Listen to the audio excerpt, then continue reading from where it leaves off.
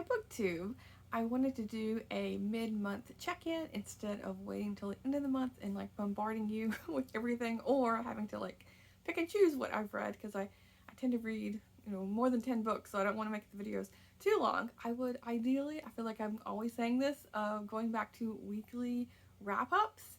We'll see, but I'm like at least every 2 weeks would be good. I read a total of 13 books so far this month, so I'm doing a little bit better than I was last month. And as I mentioned several times, last month was rough for me, with lots of travel and stress and work, and so yeah, my reading got completely derailed. But yeah, I'm back more into the swing of things, even though I read several children's books. So the number 13, and you kind of take it with a grain of salt, if you will. But yeah, I've read a whole mixture of books, so I'm going to share with you, pretty even with like the physical books and the ebooks. And these are in no particular order. I'll start with the physical books. So I read Jane Austen's Letters, collected and edited by Deirdre LaFay. This I read for Jane Austen July.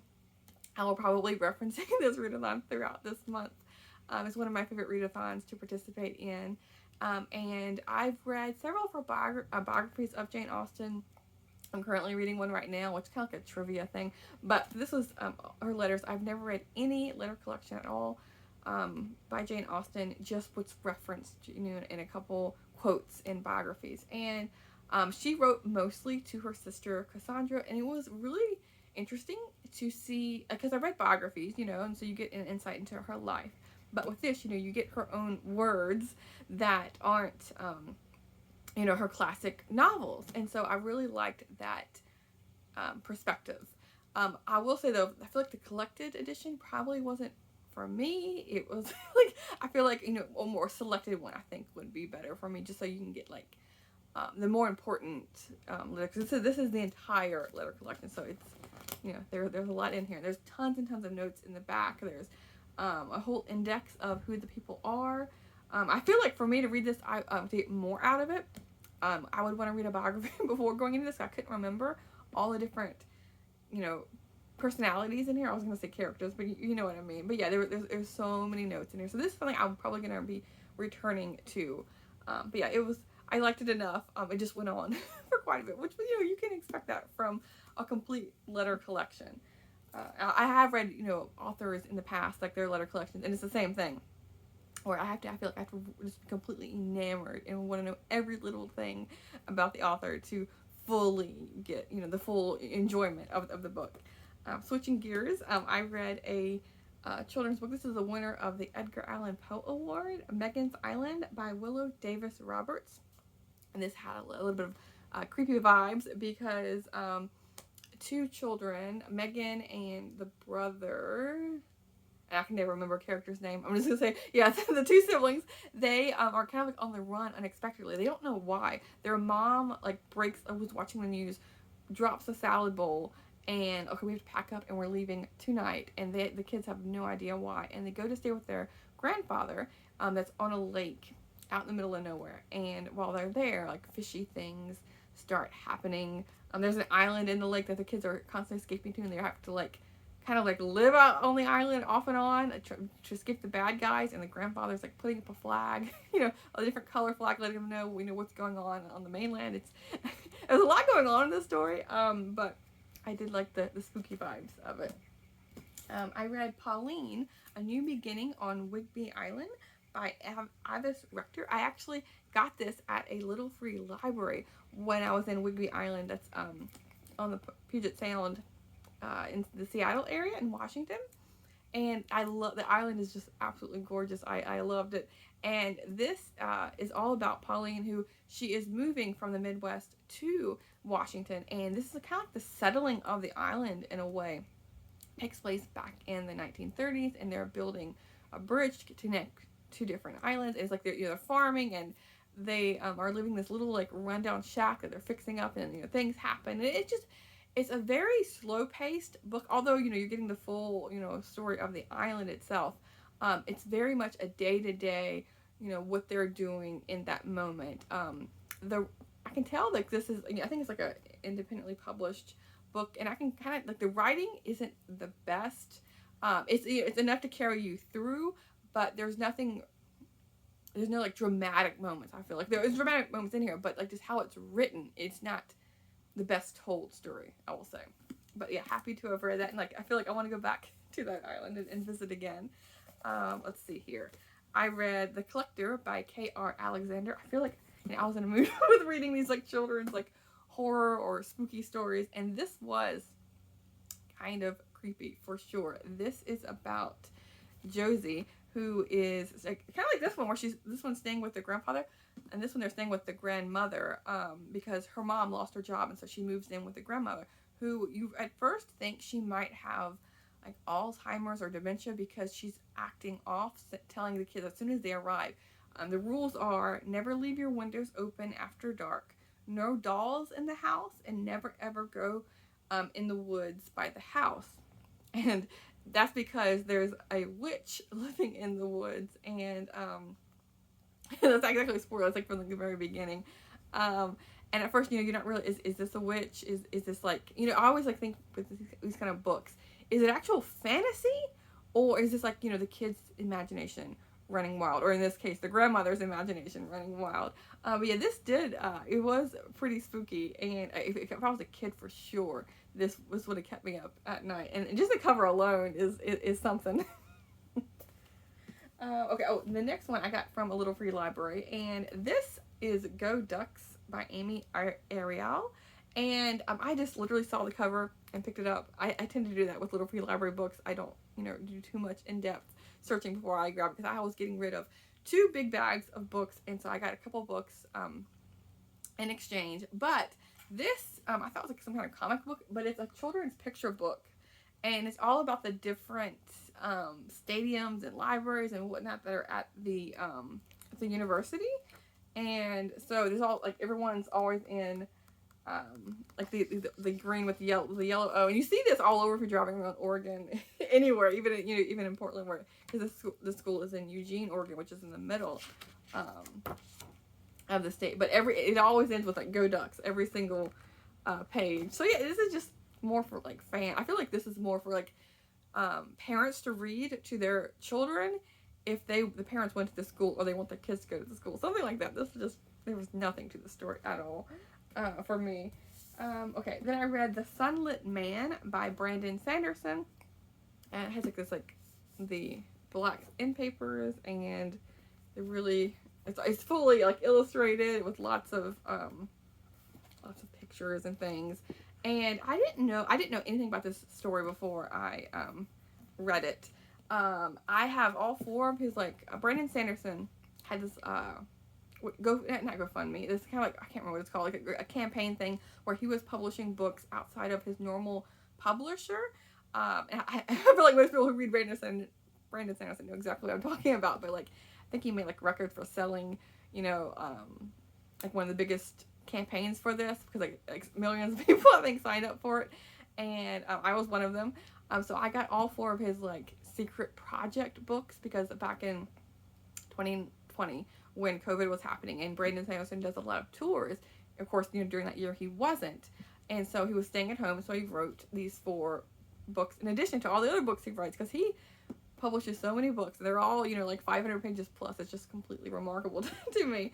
But yeah, so I went on this one completely blind, and this is a part of the series, the Stormlight Archive series, which is like the favorite series that I've read from him. I haven't read all of his books or all of his series by no means, but I've read the Mistborn trilogy. I know there's another trilogy in there, or maybe it's even more of a series after that. And I've read his Skyward series, which is his YA, more sci-fi, space opera kind of thing.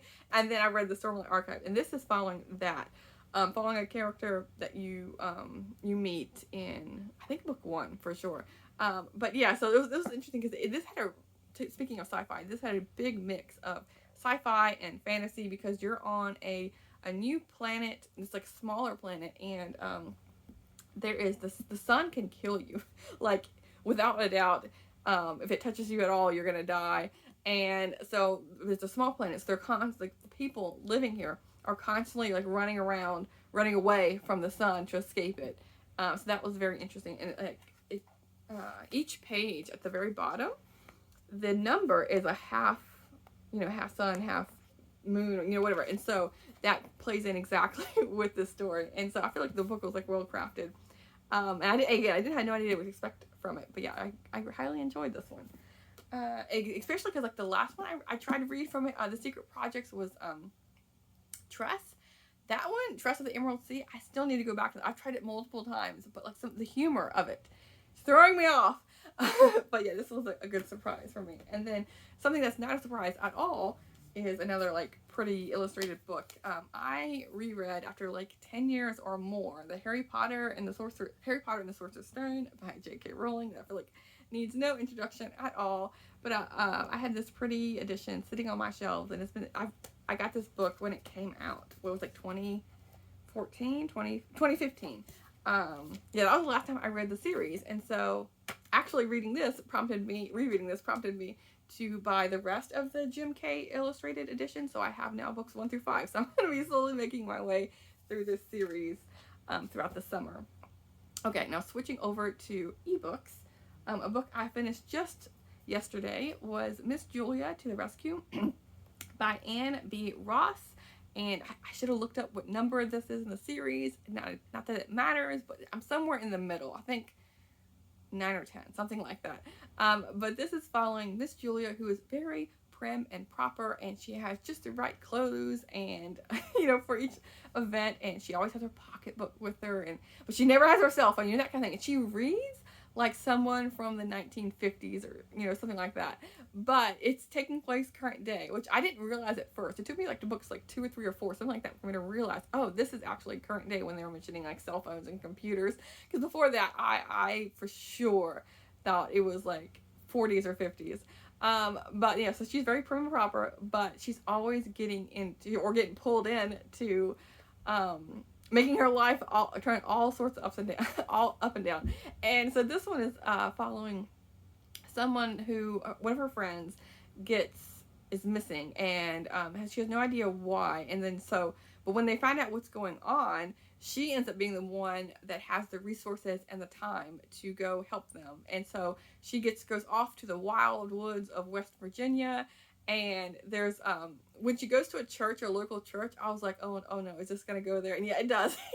with the churches that have like the snakes. I know I'm sure it has a specific church name for this, but like the ones that like they believe you can like hold up snakes, like poisonous snakes, and not get bit because like God is watching out for you. Though I can't remember what the name of those churches are, but that's in here. And as soon as she went to West Virginia, I was like, oh no. so yeah, there's that. But yeah, I really like this series. It's very charming, and it's like it's like a cozy mystery, I would say. So yeah, I really like this series. It's probably one of my favorite cozy mysteries, if those count. Then I read today. I just finished Joan Bauer's Soar. And this is following, I'm horrible with names. I just read the story. I can't remember. Jeremiah. And there we go. He was adopted at a very young age, and he was just found at a place with a stuffed eagle and a note saying his name. And now you're flash forward till I think he's 11 or 12. And he's moving to a new school because his dad has a new job, and so you have that whole plot line of him, starting a new school, making friends. But then also the other plot line is he is just now recovering from a heart transplant because he got something like virus of your heart, and so he needed a heart transplant. And so he's like, he has medical issues going on throughout this story. But he very much does not want that to stop him from enjoying his life. He was talking about how, the last couple of years before he got his new heart, how he was basically on death's door and couldn't take any day for granted. And he talks about making a big deal of birthdays because like none of them are guaranteed. And so it was such a heartwarming story. I really like this. And then the silver part in this cover is because along with that, he loves baseball. He became more and more obsessed when he was in the hospital with all this time on his hands. And so he followed all the different teams. And so now at this new school, he has helped setting up the middle school baseball team, and so he makes lots of friends and cheers them on, because even though he would love to play, he can't because of his heart condition. So he's being like the coach, and just very, very heartwarming story. And so yeah, I've read all of Joan Bauer's stories. I've really, really liked them. So I feel like she's gonna be an author I'm gonna try and read all of her books. I've read like at least 3 or 4. So I don't think there's that many more to go to complete her collection. Another middle grade book is The Babysitter's Club number 43, Stacey's Emergency. Speaking of like medical issues, in this one, The Babysitter's Club, I feel like this is seems like Harry Potter. It doesn't need that much introduction, but Stacey is one of the babysitters. There's a friend group that they were able to stay connected through the Babysitter's Club.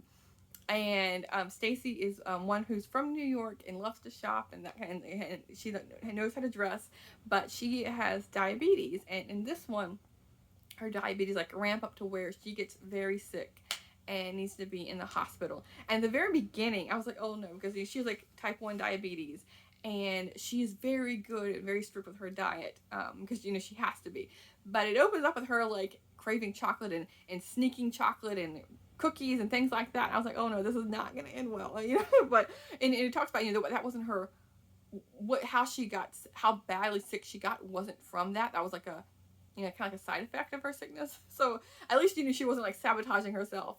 But yeah, it was hard to read. Following her, for 43 books.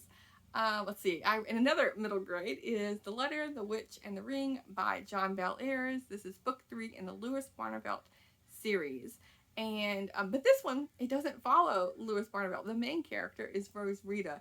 She and I can't remember her name. I did a whole live show with Angie over Angie in the Great World. I will leave a link in the description below to her channel, because we did a live show over at her channel too. Because we're going through all of the John Bel Ayres books, and we're starting with the Louis Barnevelt series, and I adore the series. This is all new to me, and I am so surprised how much I like them. And these covers are so cute too.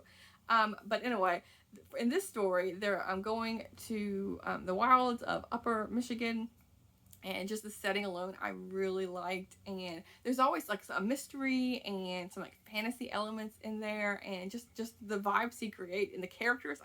Yes. It's all good. So yeah, I'll leave a link in the description below to her channel if you want a more in-depth discussion on that book. So I think we spent an hour discussing that book.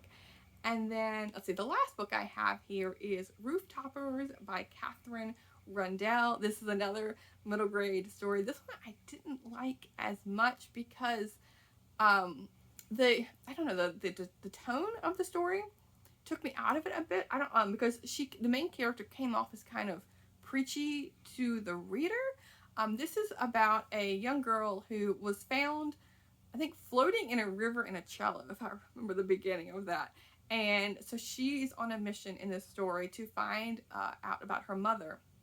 And the preachy part comes in where she's constantly talking about how she is a girl, but dresses like a boy, and so people are giving her comments on that, and like, oh, girls can't play cellos and things like that. So I feel like just the tone, like her anger, was almost I felt like it was directed to the reader in a way, or maybe the author talking to the reader. I don't know, but just the tone of it threw me off completely. But the story itself was charming. It had elements that were charming, just like the vibe that it evoked was a miss for me for whatever reason. I did read this one as an ebook. This is the only ebook I read. Actually, no, I forgot one book in here. The other ebook I read was Pride and Prejudice, and I didn't pull it off my shelf. That was the other one. And I am rereading. No, let me see here. If I can get it. I reread. Oh, there we go. Okay. So I am reading this Friendly Jane Austen by Natalie Tyler, and this is the trivia, and like I mentioned with this letter collection, this is trivia and biography and like a summary and interviews with different people who analyze all of Jane Austen's novels. And so reading the analysis of the novels made me want to reread her books, Jane Austen's books, because that wasn't my plan for Jane Austen July, but yeah, it's completely fine to reread Pride and Prejudice. Like I think I'm on like the 5th or 6th time at least rereading that book. But yeah, I didn't grab it, but I have a really pretty copy. way up on my shelf. I'd have to get a ladder to get it because it's the very top, unfortunately. But that was the other audiobook I read because I decided to listen to all of Jane Austen's books. That's like my primary audiobooks now going forward throughout this month. So right now I have like an hour left of Northanger Abbey, so I will include that in my next wrap up, which will hopefully be next week. I'm gonna try and hold myself accountable. But anyway, I will talk to you soon. Thanks, BookTube.